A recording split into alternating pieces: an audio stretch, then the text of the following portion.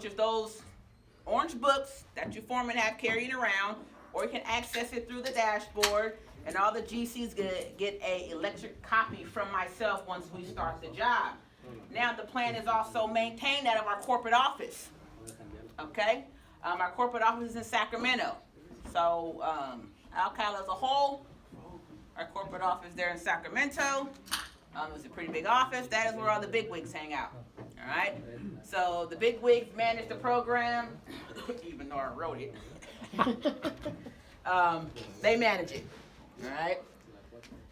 So it's up to Alcal to make sure that we provide you guys with a safe and healthy workplace. All right. That when you guys go to work, your work areas are clean. They are safe to you guys to efficiently do the work that you guys are doing. All right. We do ask that everyone be safety conscious at all times. All right. I don't think any of you here have a problem with being safety conscious at all times. All right. For the most part, I believe everyone in here is pretty safe, except for Omar. I'm kidding. All right.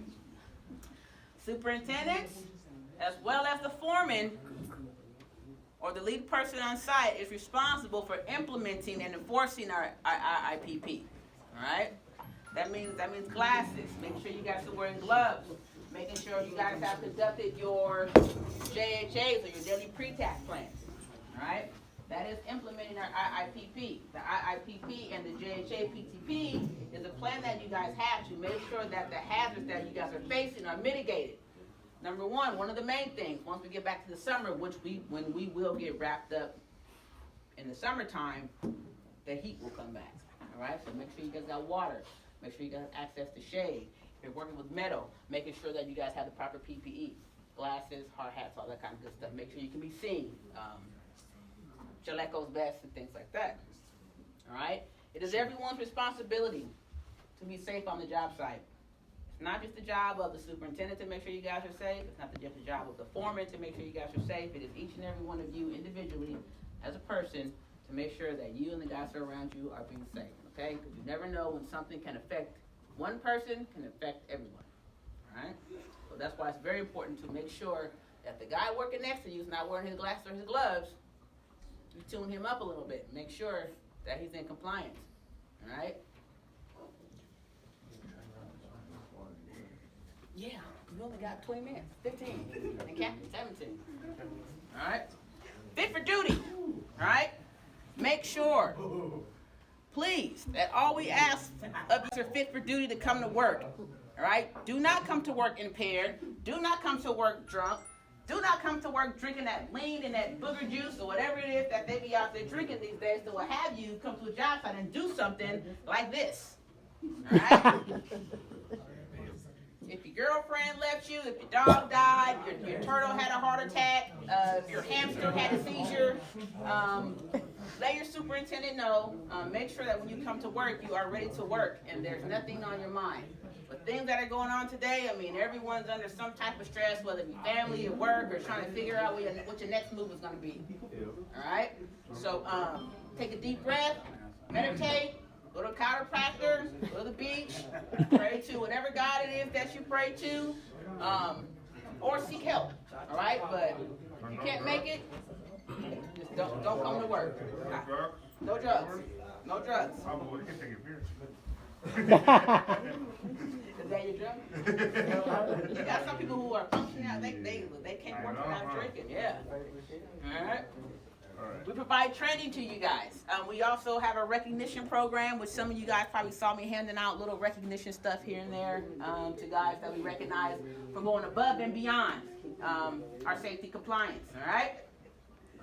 Disciplinary action. Failure to comply with our rules or the job site rules will result in disciplinary action. Leading it can be terminated. You can get written up. You can get suspended for a day, 2 days, 3 days, depending on how your superintendent feels about you, or a whole week. If he don't like you at all, you'll just not come back to work. All right? That's how you're being. We all know you guys can do your jobs. Well, not your jobs, but the scope of work. All right? You guys all move around in the roofing industry from company to company. We know you guys can do the work. But one of our main goals at ALCAL, which is one of our core values as well, is to make sure that we are doing it safe as possible.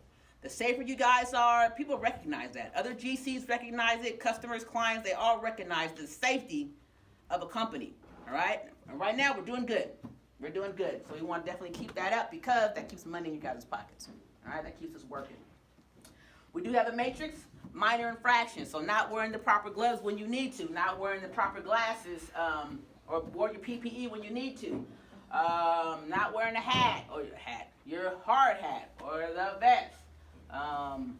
Those are minor infractions, all right? Not reporting an incident on time. It can be a minor infraction depending on what the incident may have been.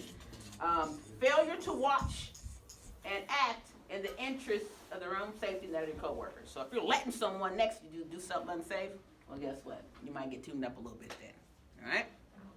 Those are all minor. So you're written up, suspended, and then we'll take further action. It never really leads to that, but it can happen. So some of the more major stuff, all right? Some of the major things that we look at as well as the GCs look at. GCs will kick you outside if you don't tie out. I know that WebCore is good for that, Excel Construction, level 10, White and Turner, they will, there's the door. If you don't want PR. All right. Off, goddammit. Yeah, tie off. That's how you think I got the job. Hey, yo. Hey, even on the scissor lift, I was told we supposed to tie off on scissor lift. Absolutely. Now, not all And that's GCs. newer though. It It's is. hard to enforce that more, but that's newer. They will. It's not a Cal OSHA regulation just yet. But the reason why they did that is because guess what? Motherfuckers start standing on the rails. If people didn't stand on the rails, they would have never had to enforce that. So now that they've enforced it, and they don't want a yo-yo, they want a lanyard, 6 feet. So you don't get that far. That's about it. So that's why certain job sites enforce that now to keep guys from doing that. Also, another guy was standing on the rails and he fucking cut his own head off. How the hell? Right. The shit happens. Good idea.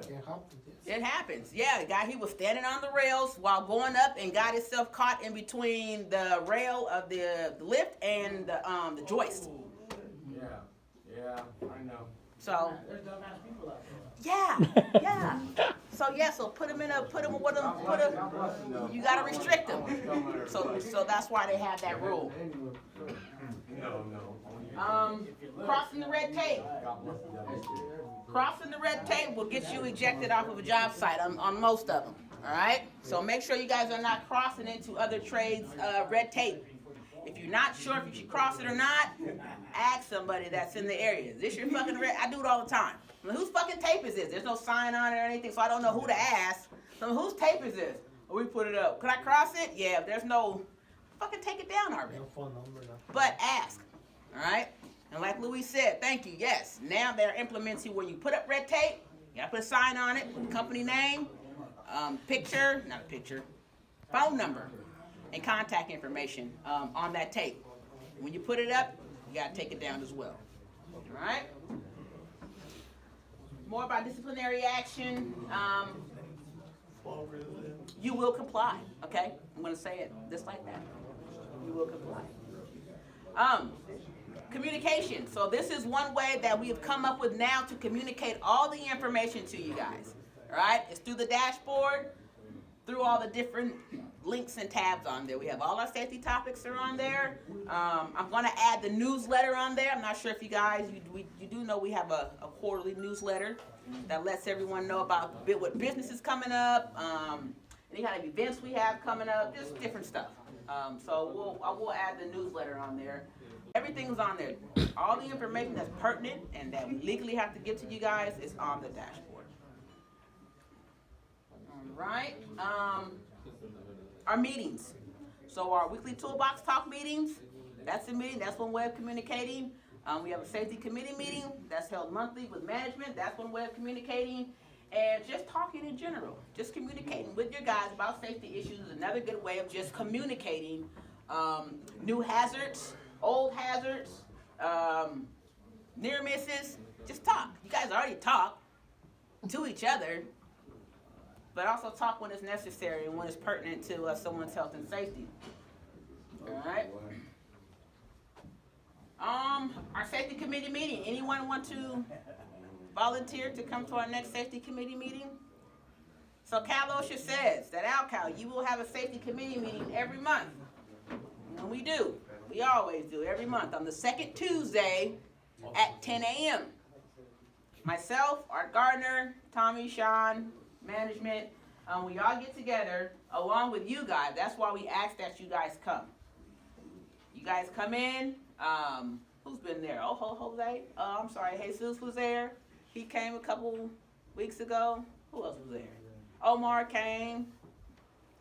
That is management's time. That is your time. If you do come, that is your time to voice your gripes as well as your solutions to the safety committee. We're not the ones out there doing the work. Even though we may have been in the field at one point in time, we're not out there anymore. All right, so we heavily rely on you guys to give us your input. What you want to see our safety program look like.